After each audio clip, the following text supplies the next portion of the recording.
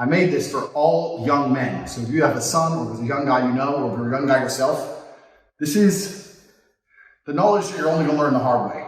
And even after I tell you, you're still not going to implement it, because you don't learn anything unless it's learned the hard way. But at least if I tell you in advance when it happens, you can be like, oh yeah, I should have listened. So I'll tell you a few of them I found here.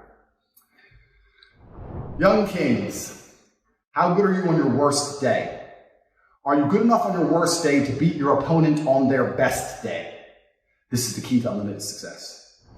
This was said to me by my kickboxing coach. He said, we have to train like you're going to fight on your worst day. You might have a cold, might have COVID, might have fucking broke up with your bitch, car might have broke down, bad night's sleep, who knows? And he might have everything going right. Could be a fucking perfect day for him. It's been the best week of his life. If you get knocked out, are people going to start talking about, oh yeah, he got knocked out, but you know it was his worst day, and the other guy's best? Are they just going to say you lost? No room for excuses. You're trained that way. So people often talk about their personal best, or the best I can do. If the best you can lift is 200 kilo on like a one-off sometimes, don't say you can lift 200 kilo. You can't lift 200 kilo. You can lift 150 kilo every single time on your worst day. That's where your real performance level is, your worst day. Keep that in mind. Young kings, too many of you value money as if money will save you from yourself. Every single one of you reading this should be focusing entirely on changing who you are as a man. You are where you deserve to be, and no amount of money will change who you are.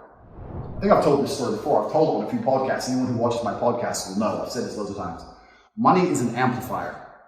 You don't watch this channel because I'm rich. You watch this channel because not only am I rich and I made it all myself, which is unique, but I'm the big G. I was the big G before I was rich.